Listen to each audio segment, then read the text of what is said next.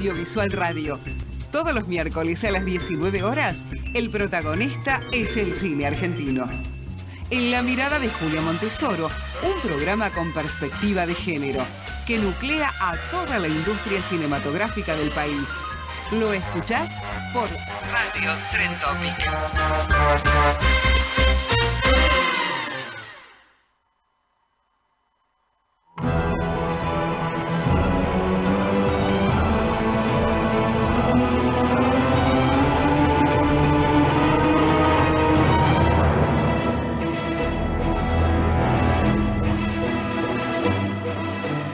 Buenas, buenas, buenas. Bienvenidos a GPS Audiovisual Radio, en nuestro tercer año de emisión, con la producción periodística de Norberto Chap y la conducción de quien les habla, Julia Montesoro, con Eliana Gómez en la operación técnica y con un programón como siempre. Tenemos noticias. Ya está disponible en plataformas Directoras Mujeres en Acción, el ciclo de entrevistas temático de la tercera temporada de podcast de GPS Audiovisual, con entrevistas a cargo de quien les habla, Julia Montesoro. Silvina Sperling es la protagonista del episodio 13.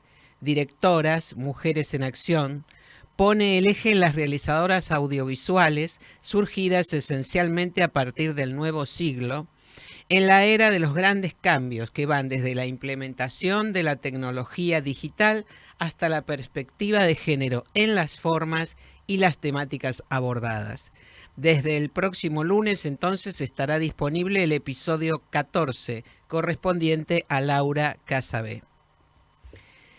Tatiana Massú es la directora de Río Turbio, que se estrena mañana en el Centro Cultural San Martín. Después de un largo recorrido por festivales y por exhibiciones online, llega a la pantalla grande este ensayo político sobre el silencio de las mujeres en un pueblo de hombres. Estamos con Tatiana Massú. Gracias por acompañarnos, Tatiana. Un placer recibirte aquí en GPS Audiovisual Radio. ¿Cómo estás? Hola, Julia. Muy bien. ¿Vos me escuchás bien? Te escucho perfecto y te veo muy bien también, así que podemos largar. Hay una historia de silencios, opresiones y abusos que da origen a Río Turbio. ¿Lo pensaste desde el comienzo como una narración autorreferencial, Tatiana? Río Turbio es una película que quizás me gusta pensar que va como de lo íntimo a lo colectivo, ¿no? De lo personal a lo político y de lo íntimo a lo colectivo. Tiene como ese desplazamiento de abrirse. Y lo personal de alguna manera funciona, y así fue en la realidad en el proceso creativo, como una suerte de disparador, ¿no? Porque la película surge en mi vida como una serie de encuentros a lo largo de un año con una serie de materiales de archivos, sí, personales y familiares, pero que fueron abriendo estas preguntas.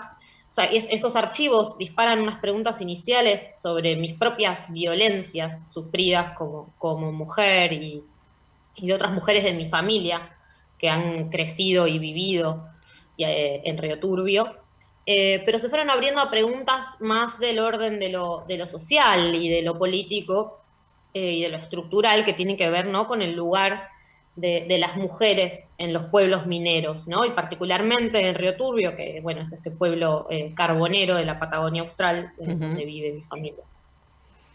Allí vos conocés muy bien entonces toda la situación, ¿no es cierto?, por tener estos antecedentes familiares. Ahora, ¿surgió como una necesidad personal, emocional, abordar toda esta historia e ir de lo personal a lo político, como vos decís?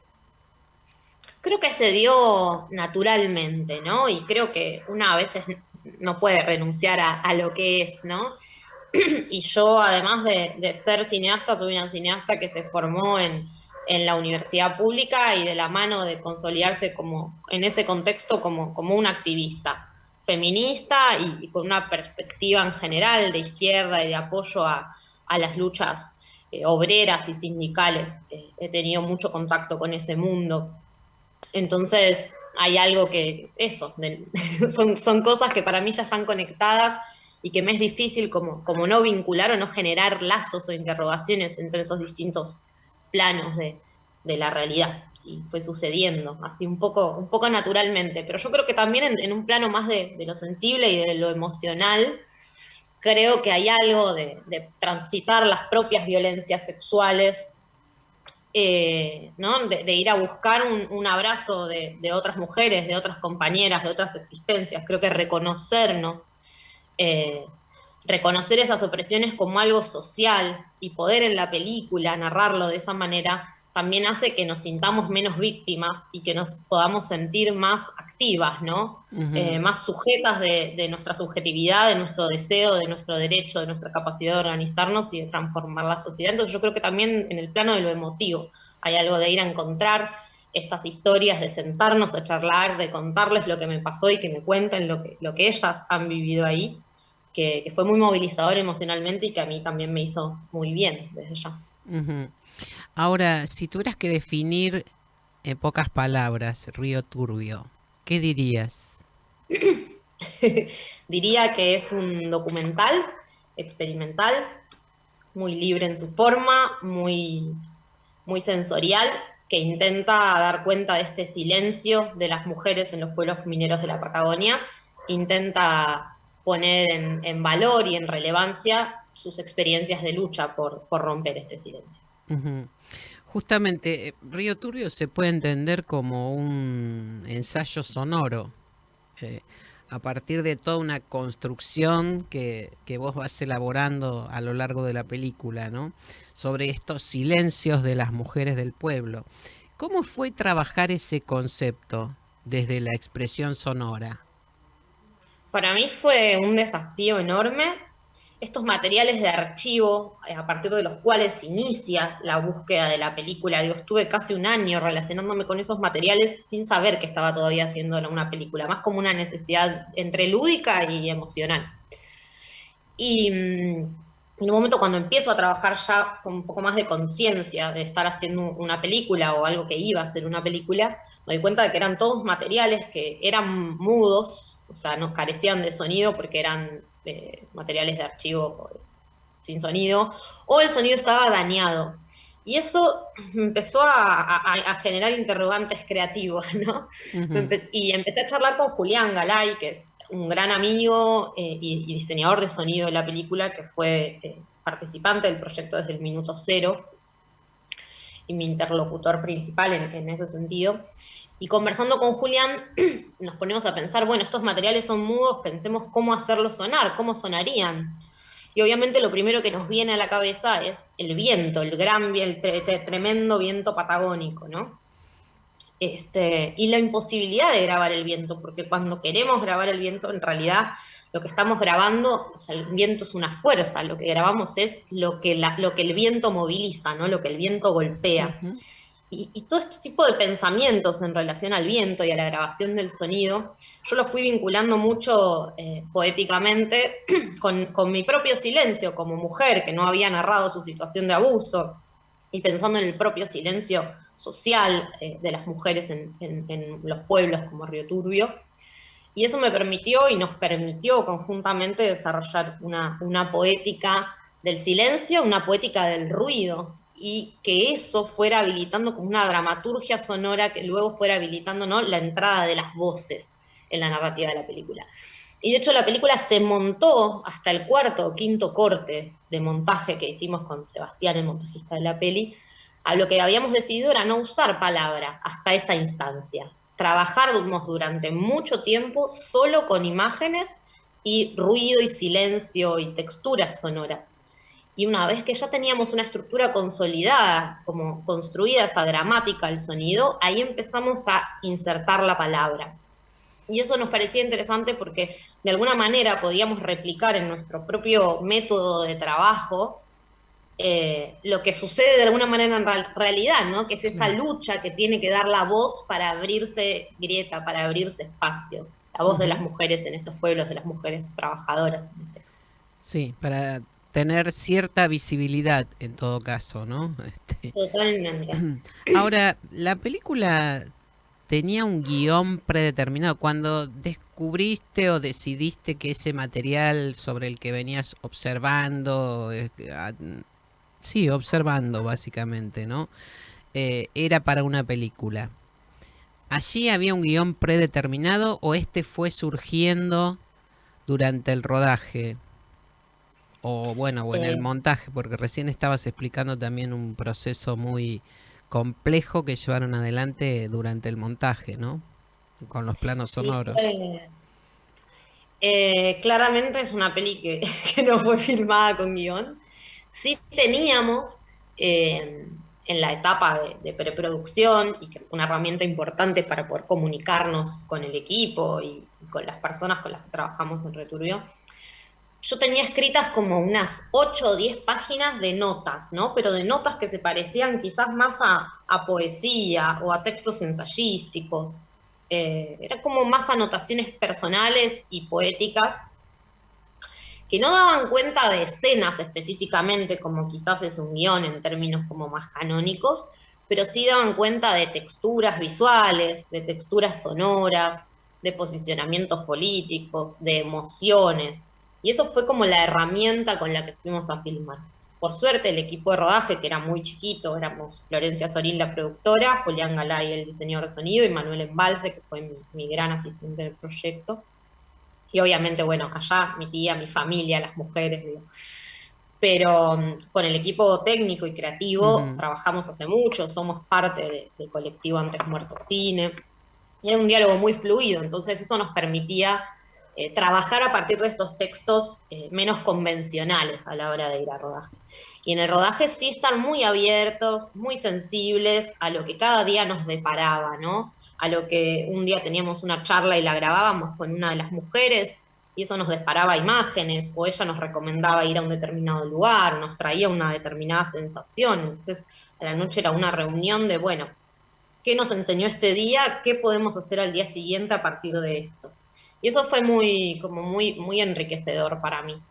Y lo mismo sucedió en el montaje, ¿no? Llegamos con todo un material que no había una claridad de estructura, entonces fue un gran juego y un gran rompecabezas de trabajo con Sebastián, el montajista, y también con mi hermana, Sofía Mazú, que es diseñadora gráfica, que también me ayudó en parte del trabajo de guión, donde, claro, era encontrar recursos, estrategias para poder generar sentido a partir de todos estos fragmentitos.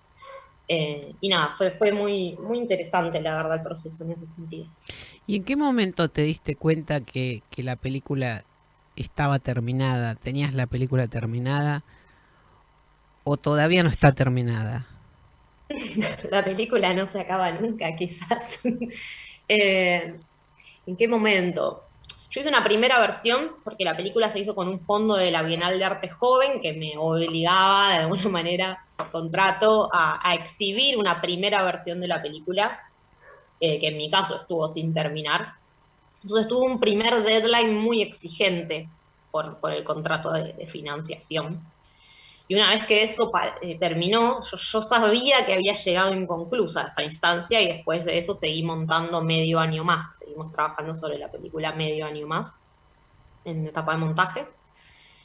Con otros tiempos, ¿no? Yo tengo una amiga editora que dice una cosa que a mí me gusta mucho, que es que el material de las películas leva en los discos rígidos Mm, como el pan, ¿no? Hay algo, el cine está hecho de tiempo, ¿no? El sí. cine es tiempo, es imagen y sonido en función del tiempo, y eso también se cristaliza en las otras cosas. También en los procesos que nosotros tenemos que hacer con los materiales y con las películas. Nosotros en Antes Muerto Cine tratamos de ser muy respetuosos con esa sensación de esa respiración, ¿no? Cuando es el momento que vamos viendo la película y que nuestra respiración y la del material que va en la pantalla van de una manera sincronizadas. Y fue un proceso así, de ir Ujú. encontrando. Lo último, último que se trabajó fueron los chats, porque la película está también en parte guiada por conversaciones por WhatsApp con mi tía. Esos chats son en un 90% chats reales entre nosotras, pero sí el proceso de montaje y de edición cuidada del texto fue lo último.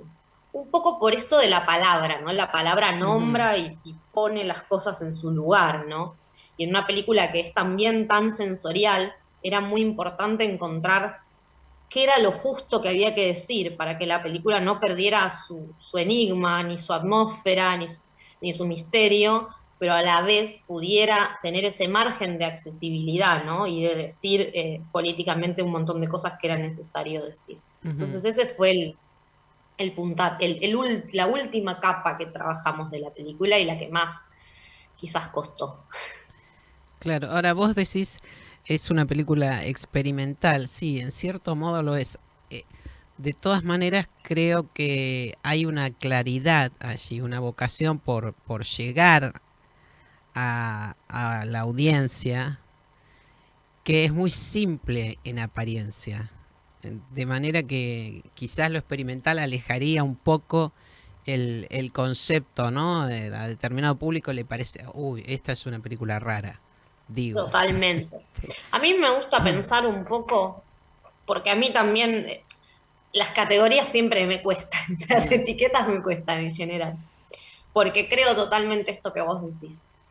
Eh, pero sí me gusta pensar que como cineasta me interesa, pienso que gran parte del cine es experimental en un punto, ¿no? En tanto tiene que ver con la experiencia, y cuanto más mm, nos permitimos ese dejarnos atravesar por la experiencia de filmar, de trabajar con el archivo, de grabar una conversación con alguien que nos interesa, que nos sensibiliza y de construir sentido, cuanto más nos dejamos atravesar físicamente por eso, emocionalmente por ese trabajo, más experimental se vuelve, pero en un sentido no académico casi de la ujú. palabra, ¿no? En un sentido como lúdico, y de encontrar la forma de acercar a la audiencia lo máximo posible la sensación que uno como realizador quiere dar al respecto de lo que está filmando, ¿no? En ese sentido, creo que hay como una apuesta en la película de tratar de ser quizás de una forma muy rara, pero didáctico con el espectador a la hora de intentar transmitir lo Mm, gélido de ese espacio, lo áspero, la oscuridad adentro de Mina, la soledad, el aislamiento. Entonces hay un trabajo, sí, de querer ser muy comunicativo con el espectador en ese sentido. Y yo tiendo a pensar que muchas veces se piensa, ¿no? Esta cosa como de tal película es para tal tipo de público, ¿no? Esas ujú. cosas que por ahí son muy lineales, y en realidad a veces lo que hace falta es la oportunidad de que la gente se encuentre con todo tipo de películas y todo tipo de formas de narrar. Y uno se encuentra que de repente proyecta una película que parece rara o parece, y en realidad del otro lado resuenan un montón de cosas, digo, y hay como mucha gente que termina contándome, muchas mujeres, sus propias historias, las historias de los pueblos donde se crió su familia, historias en relación a otras actividades económicas que regulan las formas sociales, eh, no sé, señoras muy grandes y muy alejadas de por ahí un cine más autoral, que de repente se terminan como conmoviendo por cosas que a priori, nada, siempre se piensa que por ahí es un cine más narrativo, y está bárbaro como esos encuentros, Ujú, son muy, muy ujú, sorprendentes y muy, me parece, como gustosos para las dos partes. ujú. En lo personal creo que esas cosas ocurren cuando a las mujeres nos resuenan determinadas cosas, ¿no? Que habíamos naturalizado, sobre todo determinadas generaciones más grandes que vos, digamos, que sos muy joven, pero bueno, hay ahí una identificación, de decir, ah, sí, resulta que esto era así, como lo estoy viendo y escuchando, ¿no? Este, ahora, a partir de ¿qué pasó en Río Turbio a partir de la presentación de la película? Una Porque, cosita chiquitita en relación a lo que decías antes, y es que es una película y en realidad me ha pasado con mi otra peli también, que son recibidas a veces de manera diferente por el espectador varón que por la espectadora mm, mujer, mm, ¿no? Hay cosas de la película que los espectadores varones perciben como meramente estéticas, por ejemplo, como, bueno, bella fotografía o no sé qué, sí, y que cuando las hablo con espectadoras mujeres, me doy cuenta de que las atraviesa de formas diferentes. Y eso es muy loco, como que les conmueve otras capas de sentido. Volviendo a lo que decís. Bueno, es una película que se estrenó en plena pandemia, porque es una película que tuvo su estreno en julio de 2020 en Film Marseille, en Francia, y que luego yo no pude viajar a ese estreno, y luego aquí se estrenó en festivales en Mar del Plata, también en 2020, el año que Mar del Plata fue virtual, y luego en 2021 muchas funciones de la película fueron en festivales online. Entonces es una película que recién ahora va llegando a las salas, va llegando a lo físico. Entonces, por ahora la gente en Río Turbio la pudo ver nada más que online. Ahora estamos por viajar prontamente a poder mostrarla ya físicamente allá, con el debate, con todo lo que para mí amerita públicamente esta película. Pero en relación a las chicas que participaron de la película, nada, siempre están muy contentas, muy agradecidas y muy conmovidas, y nos mantenemos en contacto constante. Y cada tanto me escribe gente de allá, gente de Río Turbio que vive en otras partes del país, y es muy emocionante cuando cuando eso me sucede, me alegra mucho. Y también me he enterado de que, por ejemplo, no sé, gente joven y cinéfila en Río Turbio se pasa el link siempre que está en festivales online y cuestiones así. Y allá hay bastante poca oferta cultural muchas veces, así que nada, eso es reinteresante y tenemos muchas ganas. Ahora vamos a ir prontito y también gestionar un taller de cine y también poder devolver un poco, y unas charlas y actividades que acompañen la función, y devolverle un poco también todo lo que el pueblo. Todo lo que la gente ha aportado allí en Río Turbio. Bueno, Tatiana, muchísimas gracias por este contacto, por acompañarnos aquí en GPS Audiovisual, y recordamos entonces que Río Turbio de Tatiana Massú se estrena mañana, jueves 29, en el Centro Cultural San Martín. Un abrazo muy grande, Tatiana. Muchas gracias a vos, Julia. Que estés bien. Seguimos en GPS Audiovisual.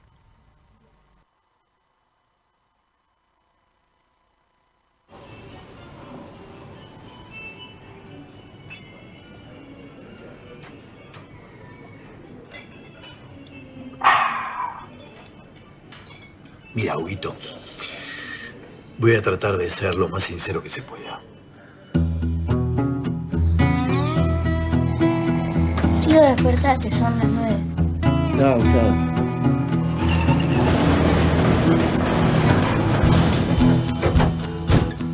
Buenas. Hola. Tu pibe es un crack, lo vi jugando. No, es mi sobrino. Si el chico queda, que al técnico le gusta, gano yo y ganamos todos. Anda vos si estás tan desesperado por irte. Me habrás dicho que no, me imagino. No, que es un no. nene chiquito, que no puede ir tan lejos de su familia. ¿Eso le dijiste? Le dije que lo iba a charlar con vos. No, Hugo, no. ¿Qué pasa? ¿Te gustaría ir a Buenos Aires y probarte en algún club? ¿En serio? Camino al éxito. Sensacional estreno. Segunda semana en el Cine Gomón y Espacios Inca. Camino al éxito, de Sebastián Rodríguez. Vamos a un brindis por el encuentro, por mi sobrino Hugo y por el futuro Messi.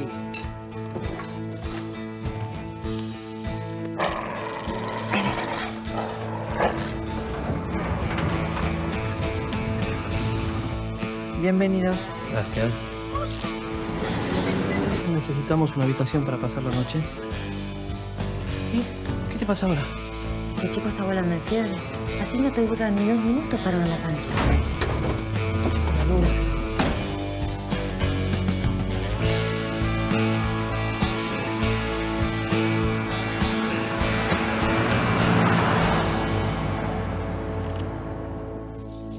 Escondete. ¿Qué te escondes, boludo, si es ciego?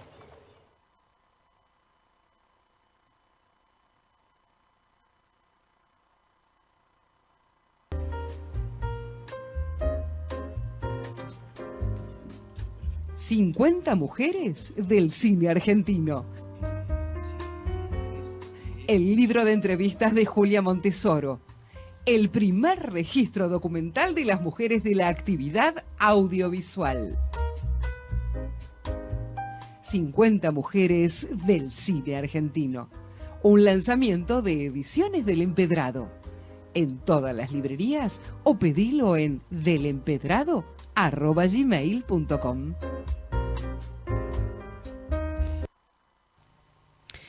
Paula Carruega es la protagonista femenina de la comedia dramática Camino al Éxito, una road movie dirigida por Sebastián Rodríguez, con Sergio Prina y Benjamín Otero, sobre el sueño de jugar al fútbol, que va por su segunda semana de permanencia de exhibición en el Cine Gaumont. Estamos con Paula Carruega. Muchas gracias por acompañarnos aquí en GPS Audiovisual Radio, Paula. No, por favor, gracias a ustedes por la nota y es buenísimo tener este espacio para hablar de la película, así que muchísimas gracias. Bueno, gracias a ustedes. Entonces, ¿cómo llegaste a Camino al Éxito? Empecemos por ahí. Me convocó el director, me llamó y yo ya había trabajado con la productora de esta película, con Nastasia, ya había trabajado con ella Sí. En una película anterior y bueno, y el director le gustaba mi trabajo y así fue que me convocaron. Uh-huh. ¿Y qué te resultó más atractivo para asumir este rol que tenés en Camino al Éxito? Me gusta que me saca de lo cómodo, ¿no? Como es un personaje que es de pueblo, tuve que componer un acento, tuve que cambiar una cadencia al hablar, ¿no? Como que nosotros tenemos por ahí una urgencia mucho mayor y tuve que como bajar la perilla y aquietar las aguas, ¿no? Y siento que eso fue un lindo desafío. Ajá, bueno, básicamente recordemos para quienes todavía no vieron Camino al Éxito, que es una historia que transcurre en el interior, en distintos pueblos del interior, que es el camino por el que transcurren estos personajes, ¿no? En busca del éxito, o de algunas cosas más, diría yo. Vos escribís, dirigís, producís audiovisuales. Sí. ¿Cuál Intento. Bueno, ¿cuál fue tu grado de...? Sí, lo hago. Ahora estábamos con una película, sí. Nosotros hicimos una serie que se llamó Un año sin nosotros, una serie que nos fue muy bien, y ahora estábamos produciendo la película que le íbamos a filmar en octubre de este año ahora, el mes que viene, Ajá. Y bueno, la tuvimos que pasar para el año que viene. Así que digo intento porque la cuestión en el cine está compleja, está complicada. Sí. Nos había salido el Inca, por suerte teníamos el apoyo del Inca y todo, y la vamos a tener que aplazar un poquito porque bueno, el país se disparó un poco y la plata no rinde lo que rendía, así que está difícil producir, pero lo vamos a lograr. Tenemos que darle un poquito más de tiempo solamente. Seguro que sí. Entonces, bueno, decía que en este camino que vos estás desarrollando, además de ser actriz, ¿cuál es tu grado de participación en alguno de esos roles en los que vos te desempeñás en el audiovisual? En el caso de Camino al Éxito, por ejemplo, ¿tuviste alguna otra? No, solo... No, el Camino al Éxito fui solamente actriz, digamos. A ver, en lo que más trabajo es como actriz. Sí. Después hago mis proyectos y hago mis cosas, pero digamos, como mi carrera... a paso firme es la de la actuación y me encanta actuar y no lo voy a dejar jamás, pero mientras tanto también me gusta hacer mis cosas, producir productos míos, los que siento que pueden funcionar. Ahora estoy justo escribiendo una miniserie, así que también quiero filmarla el año que viene, así que bueno, haciendo lo posible para que sea otro lado creativo. Yo también estudié cine, entonces hay algo como del atrás de cámara que también me gusta y me siento muy cómoda. ¿Qué te atrae?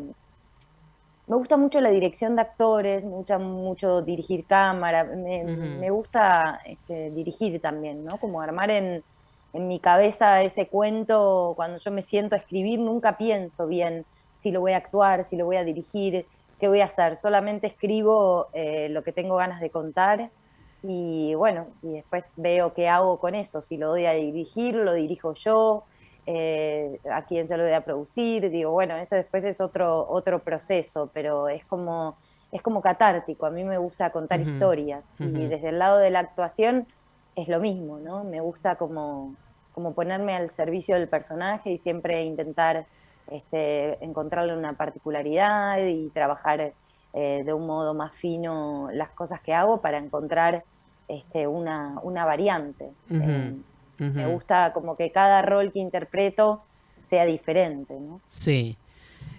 Bueno, sí, estoy pensando haberte visto en montones de personajes muy distintos entre sí. Tenés esa ductilidad como actriz que es fantástica. Ahora, la busco y la trabajo un montón, también, como que no es... No estoy diciendo que sea algo que haces de taquito. Claro, ¿no? Digo que, claro. Sí, es lindo, a mí me gusta preparar. Yo vengo de la escuela de Aleso, ¿no? Como que, y del método, y de Stanislavski, estudié como varios métodos y demás, y como que siempre buscarle la diferencia, y siempre como uno se acuerda de las primeras clases de teatro y demás que se trataban sobre el comportamiento, ¿no? Sobre buscar un comportamiento, como que eso también es la base de un personaje. Y uno a veces, cuando agarra como muchos trabajos juntos, uno atrás de otro, no tiene quizás el tiempo de dedicarle y de querer hacer un comportamiento definido y jugársela por ese comportamiento definido. La verdad, y eso es lo que yo intento, es lo que más me gusta, ¿no? Buscarle la diferencia. Y después cuando yo lo veo, por más de que a veces sean muy sutiles, me gusta encontrar, porque a veces digo, hay roles que no son tan disímiles uno del otro, ¿no? Y me gusta igualmente encontrarle alguito diferente como para que funcione. Algún distintivo. Ahora, y hablando de métodos de trabajo, ¿no? ¿Cómo fue en el caso de Sebastián Rodríguez? El trabajo con él, ¿aportaste vos ideas, cuestiones sobre el personaje o te ceñiste a lo que él proponía? No, además teniendo en cuenta que es su ópera prima, ¿no? Es su primera película. Sí, es su primera película, pero él tenía muy en claro lo que quería, ¿no? Yo le propuse que tenga una tonada, que sea de pueblo, y a él le encantó, como que le parecía que sumaba mucho, porque uno, digo, cuando va al interior, digo, y recorres distancias largas y demás, te encontrás con un montón de gente, ¿no? Gente que viene de distintos lados, de distintos pueblos, de distintas ciudades, y cuando yo le propuse que a mí me parecía que un hotel varado en el medio de un pueblo, cerca de la ruta y demás, tenía que tener algo como de diferente, ¿no? No me sentía yo como, no sentía a Paula o algo parecido a Paula habitando ese lugar, ¿no? Entonces intenté como proponerle eso, a él le encantó, y ahí empezamos como a buscarlo. Hubo poco tiempo también, ¿no? Las cosas pasan a veces como muy, muy rápidamente, y él tenía súper claro lo que quería, como que fueron 3 semanas de mucho trabajo. Digo poco tiempo porque las películas cada vez se hacen menos semanas, lamentablemente, y se corre mucho al filmar, ¿no? Y Sebastián tenía sinceramente muy claro lo que buscaba y lo que quería de cada personaje. Se ve que había trabajado mucho en la preproducción, ¿no? Y entonces fue con algo muy claro al set. Y él cuando encontraba lo que quería ya decía, corte, ya está hecha. Y bueno, yo le tenía mucho miedo al tono, entonces le preguntaba como, fíjate si se nota, no sé qué, como bueno, muy atenta a eso. Y él tenía, con todos los personajes estuvo muy claro lo que quería. Pese a ser su ópera prima, lo vi como muy enfocado, y él veía el material a la noche, lo que había filmado. Entonces eso también a él le fue dando como una cierta seguridad, me parece. Claro. Que lo que iba haciendo tenía un buen armado, ¿no? Y está buenísimo. Él como solo en Mercedes se ponía con la computadora y más o menos la iba como armando en su cabeza, y creo que eso le fue dando como el paso a paso necesario para sentirse seguro. Claro, sobre todo tratándose de una road movie, ¿no? Hay un timing ahí que seguir. Exactamente, porque aparte esta era una película muy chiquita, pero tenía muchas locaciones. Entonces todo el tiempo estábamos cambiando de un lado para el otro. Y eso también es jugado para un ópera primista. Encontrar en tan pocas semanas de rodaje tantas locaciones, meter tantos actores y contar una road movie, que es complicado después para el montaje y demás. Claro. Y la verdad que siento que que encontró su lugar y le fue muy bien en su camino. Él quedó muy contento con la película, siento que era lo que él quería contar, la película, y lo logró, digo, él ve la película y siente que era lo que él quería, entonces me parece que está más que... Sí, hay una fluidez en la película, él estuvo aquí en el programa anterior y lo hemos conversado, de esa fluidez que tiene la narración, que no siempre, bueno, vos lo sabrás mejor que yo, no siempre es posible lograr o se llega a lograr en una película. Y en este caso acompaña muy bien, ¿no? Todo ese camino que transcurren y aparte estos él toma personajes.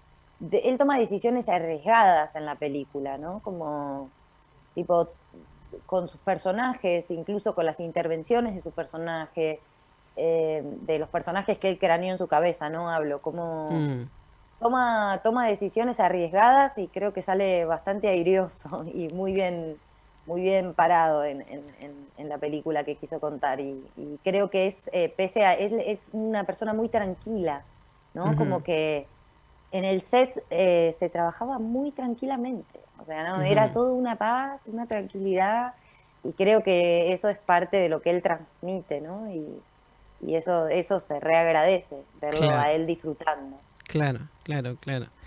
Ahora, una de las distinciones, de los distintivos que tiene esta película es que el protagónico es un adolescente, Benjamín Otero, que hace el personaje protagonista, ¿no? Es un poquito más chico que adolescente, como, ¿no? Es como medio niño todavía. Está ahí entrando a la adolescencia en el momento que se hizo la película, ¿no es cierto? ¿Cómo fue tu experiencia con él? ¿Le aportaste vos parte de tu camino, de tus conocimientos? ¿Cómo fue ese vínculo? Mira, a mí Benjamín me parece un chico amoroso, la verdad que es un amor, él como persona es divino, y él tenía su coach, entonces como él estaba con una coach para niños, yo mucho no me quería meter, ¿no? Porque también digo, si él está trabajando algo con la coach y uno en el momento le pide quizás otra cosa o no sé qué, los niños se marean, entonces hay que intentar ser lo más cuidadosa posible. Así todo, creo que lo construimos mucho desde la mirada, desde el mirarnos profundamente, ¿no? Y él es un chico muy conectado. Entonces, creo que en el set era cuestión de encontrar esas miradas y de yo agarrar la mano y él recibir eso con el cuerpo, ¿no? Como muy dispuesto corporalmente a el trabajo con el compañero. Quizás no lo hace de una forma mental, como por ahí lo haría un adulto que ya viene trabajando, que tiene una experiencia o que lo que sea, él es como, todavía tiene esa pureza, ¿no? De conectarse con los demás desde un lado muy, muy hermoso, muy, no sé, como, no quiero usar la palabra básico porque no es para nada básico. No, claro. Pero digo, el vínculo, ¿me entendés? Cuando es algo que fluye y él se entrega a que eso suceda, entonces es como, es muy lindo eso de él. Bueno, Camino al Éxito es una historia sobre personajes en busca de sueños, ¿no? De localidades pequeñas y en camino hacia la gran ciudad, en pos de esos sueños. ¿Cuánto de eso ves reflejado en vos, en tu camino, en el cine sobre todo? Mira, varias cosas. Yo nací en La Plata, soy platense, vivo acá en Buenos Aires ya hace más años que los que viví en La Plata, y también vine atrás de, no sé si de un sueño, no sé si era consciente, no sé si alguna vez tuve como el sueño de ser actriz, tenía como muchas ganas y sabía que bueno, que acá en Buenos Aires era donde yo podía estudiar, donde me podía formar. No digo que en La Plata no se puede hacer, se puede hacer. Sí. Hay grandes escuelas y grandes profesores. Lo que pasa que a mí lo que me sucedió es como entré a la escuela de Agustín y me enamoré de él y de su enseñanza, ¿no? Entonces eso me hizo permanecer acá y yo desde muy chica empecé a trabajar con Aleso en sus obras. Entonces nada, me quedé acá. Claro. Como que empecé a trabajar con él y me parecía un genio total. Y aparte de quererlo y amarlo muchísimo, me quedé acá y empecé a hacer mi camino en el cine. Mi primer película fue a los 18 años, o sea que ya hace un montón de tiempo que vengo trabajando en el cine y siempre encontré en el cine mi lugar de creación, de pertenencia a un espacio, ¿no? De sentirme cómoda con el trabajo, de sentirme cómoda con el equipo. Y ahí fui buscando mi lugar, de a poquito, como que yo siempre digo que lo mío fue un paso a paso, ¿no? Como hace mucho que trabajo en cine, me encanta hacer cine y siempre fue como una elección muy clara. A mí me han llamado para hacer televisión en su momento y no sé qué, y yo ya estaba con una película, aunque sea independiente, ahí decía que no. Claro. Decía que no, por ahí de una forma hasta inconsciente, te digo, ¿no? Como, pero siempre elegí el cine, como no me preguntes por qué en realidad, porque sí, porque también hice televisión y series y demás, pero como camino, en el cine me siento contenta. Como pez en el agua, diría yo. Paula, sí, muchísimas... esto de encarar una película y encontrarte con amigos de otras películas, ¿no? Como que uno en el cine es una gran familia, que después te vas encontrando con técnicos, con productores con los que ya trabajaste, y es muy lindo después de que pasa el tiempo encontrarte por ahí con otro proyecto y volverlos a encontrar. Es muy lindo. Y desde otro lugar. Paula, muchísimas gracias por este contacto. Recordemos entonces que Camino al Éxito, la comedia dramática de Sebastián Rodríguez, se presenta en su segunda semana en el Cine Gaumont, y además esta semana se agregan los espacios Inca de El Palomar, Tucumán, Mendoza, Neuquén y Jujuy. Muchísimas gracias por este contacto, ¿eh? Un beso muy grande, Paula. Muchas gracias. Muchas gracias por la nota. Hermosa entrevista. Gracias. Gracias. Seguimos en GPS Audiovisual Radio.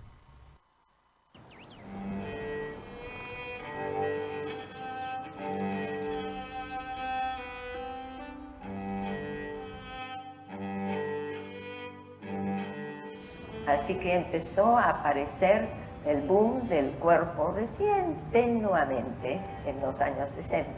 Entonces la expresión corporal fue perdiendo su identidad como danza y entrando dentro del campo terapéutico y el campo educacional.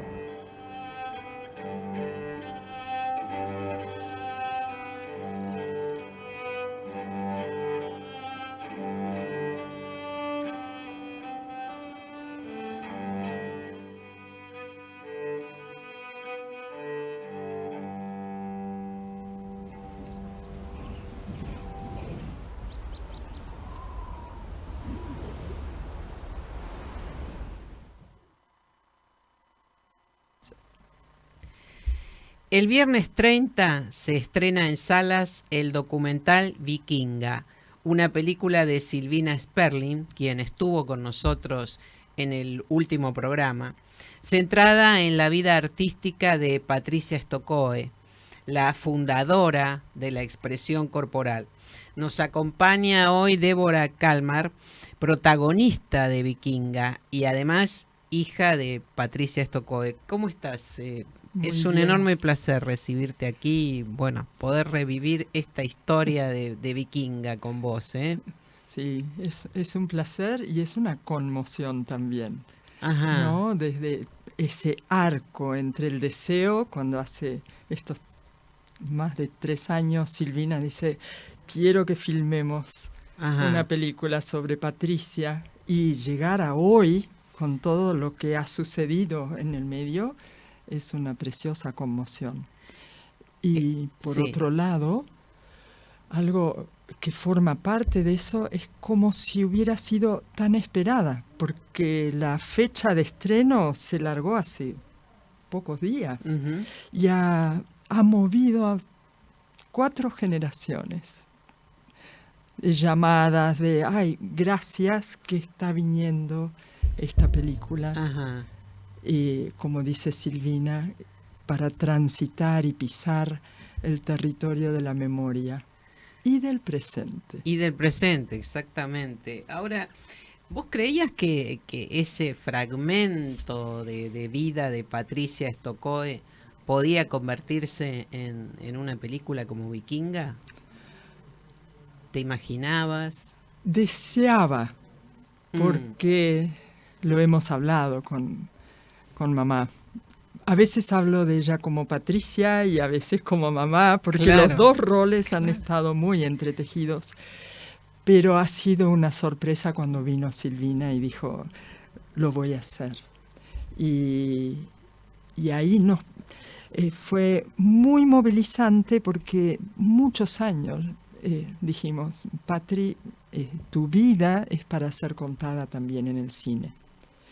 Y años atrás, eso es incluso antes del proyecto de Vikinga, yo tenía un deseo, y hablando con amigas de ella, entre ellas Violeta Gainza, decía, es una vida de novela. Y se merece ser contada también en este arte y este lenguaje que es tan completo, que sugiere tanto, que moviliza tanto como el cine. Claro, claro. Pero no me imaginé este proceso y sí la belleza de este proceso. Desde el primer día nos sentamos con Silvina, me dice, quiero filmar, y ahí se empezó a mover, bueno, guíame, ¿qué querés para esta película? Ajá. Sí. Ajá. Ahora, ¿habías tenido propuestas anteriormente para...? No. Y Silvina supo escuchar algo. Bueno, también Patricia fue su maestra en la infancia, y todo lo que Patricia ha fundado en tantas vidas, pero captó que Patricia se merece, por todo lo que ha dado, por todo lo que ha gestado, creado, que tenga este lugar en la memoria y también como legado en los jóvenes, porque preguntan mucho. Incluso en estos 2 años de pandemia, que ha sido otra aventura sobre la aventura original, que Silvina dice, dale, filmemos, abrimos el estudio, después ella hizo esta guía de ir a Bariloche, a los lugares amados de Patricia, incluso para el día de su cumpleaños, estar ahí en su lugar muy amado. Pero en estos 2 años yo escuché a muchos jóvenes diciendo, estas generaciones, ¿no? ¿Cuánto han creado? ¿Cómo lo hicieron? ¿Qué hicieron? ¿Cómo era? ¿Cómo crean? Y forma parte de eso. También, te cuento, yo no he visto el estreno. Silvina dice, estoy esperando, voy a estar ahí con las 4 generaciones, viendo esa síntesis que es de tantas horas de diálogo, de buscar material, de investigar y de filmar. Esa síntesis artística, y lo artístico tiene una visión entre lo metafórico, lo real, lo que sugiere, que nos habla a cada uno. Y yo sé que va a ser muy, muy hermoso. Seguramente. Y también sé, por cómo filmamos, que no es un documental tradicional, que sugiere, pero con esa potencia como una imagen que resuena y cada uno le dará su lectura. Bueno, sí, efectivamente no es un documental tradicional, tampoco habla de Patricia desde el bronce, y eso es muy importante también, es algo poco usual. Ahora, bueno, Silvina Sperling, que volver a pisar el estudio de Patricia Stokoe, donde transcurre buena parte de esta historia de Vikinga, es el recuerdo, le despertó el recuerdo de 40 años. ¿Qué recordás vos de ese paso de Silvina por el estudio de tu mamá? Bueno, vos misma estabas allí. Yo estaba y sigo estando. Y claro. Ahora el estudio ha cumplido 54 años. Y con Silvina nos cruzamos en la infancia, que fue un momento de las danzas en ese salón, claro, que fue un momento de estallido de posibilidad creadora. También nos formamos en la primera cohorte del profesorado de Patricia, plena dictadura, y también nos fuimos cruzando todos estos años. Silvina después desarrolló su lado hacia el cine, y cuando ella para la película volvió, fue muy bello porque en los diálogos y en las invitaciones volvió a abrir el piano con Carlos Gianni. Y en ese diálogo, bueno, valoré el sentido de haber luchado porque el estudio siguiera en todos estos años y con el mismo piano. Y además, claro, sí. Y vino Perla y Recreare trabajó con los chicos, y vino Olga Nicosia y las personas que estuvieron, cada uno en una de las épocas del trabajo creador de Patricia. Y después, como ella también ayudó a traer memorias. Cada persona tiene otra memoria, así que fue un diálogo rico para mí, para nosotros, claro, de recordar en conjunto. Y cosas muy provocadoras. Por ejemplo, en la zona de atrás del estudio tengo un placar que lo habíamos comprado con el grupo Aluminé para los viejos trajes. Y he guardado uno solo de los vestidos de Patricia desde que ella estuvo en Inglaterra, bailando en Inglaterra, y ahí se llamaba Stokowska.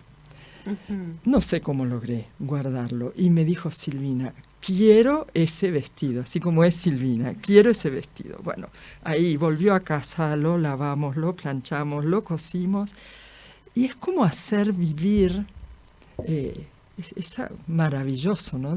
Como casi metáfora de traer toda esa época, pero vivido al hoy. Y me parece un trabajo muy bello que ella quiera hablar y tenga ese esprit de hablar de Patricia con tanto amor y con tanta pasión. Lo hacemos, ¿no? Sí, ella misma nos contó, Silvina Sperling, me refiero a ella, la directora de Vikinga, que incluso descubrió aspectos sobre los cuales no tenía aspectos de Patricia Stokoe sobre los cuales no tenía la menor idea.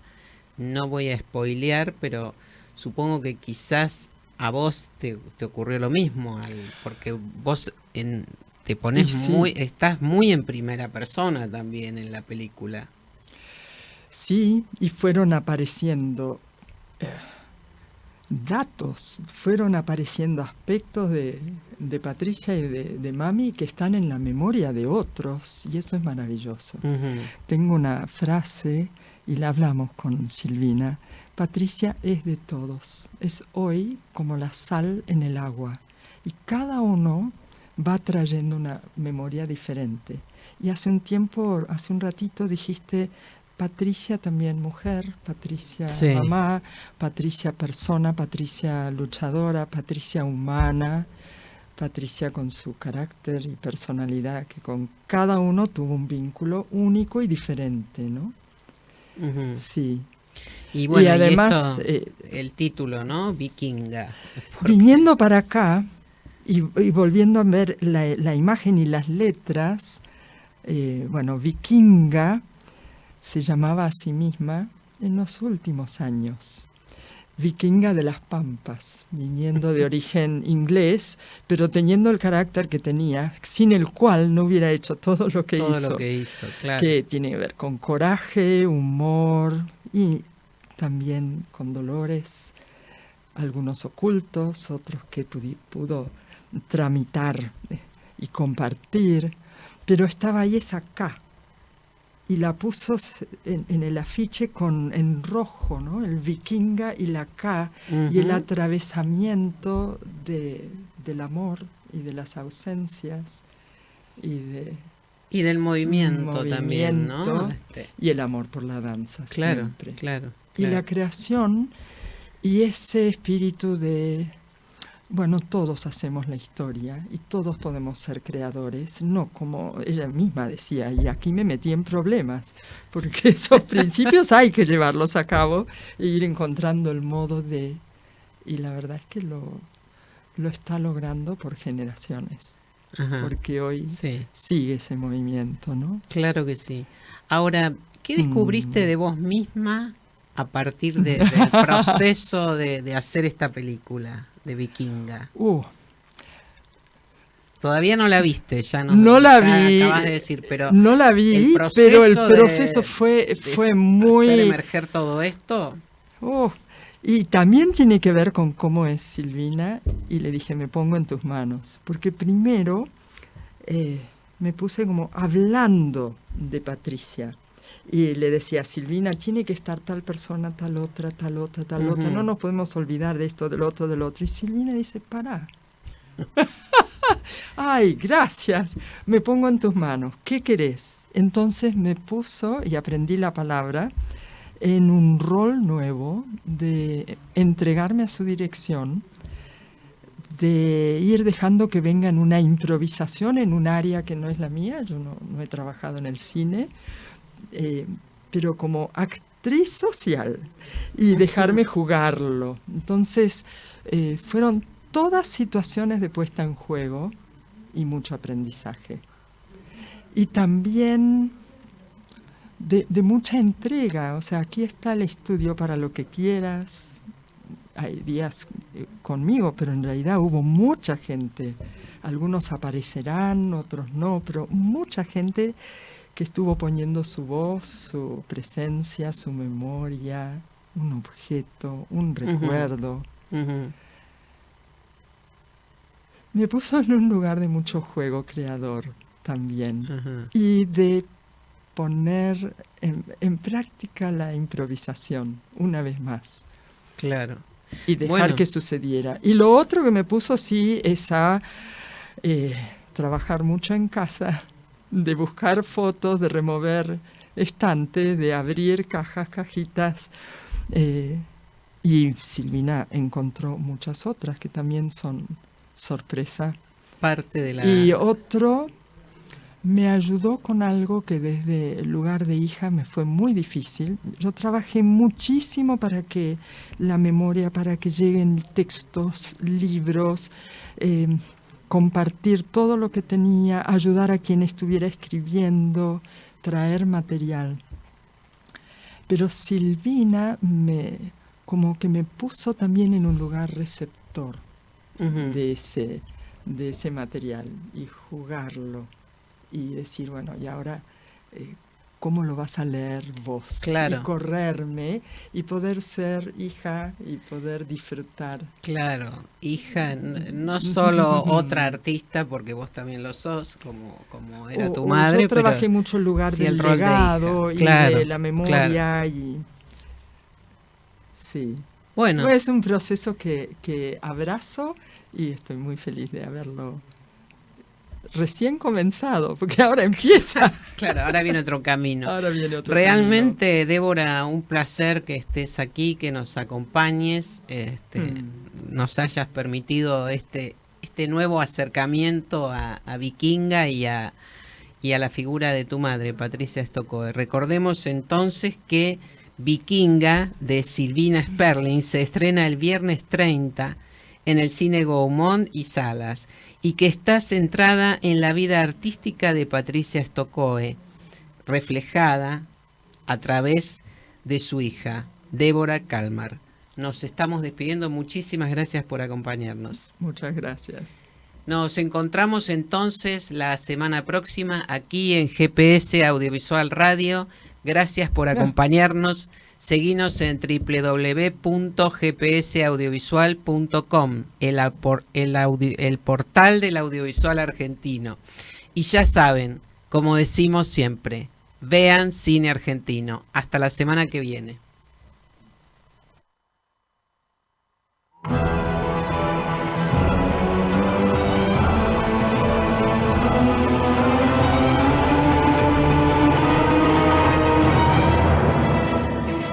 Esto fue GPS Audiovisual Radio.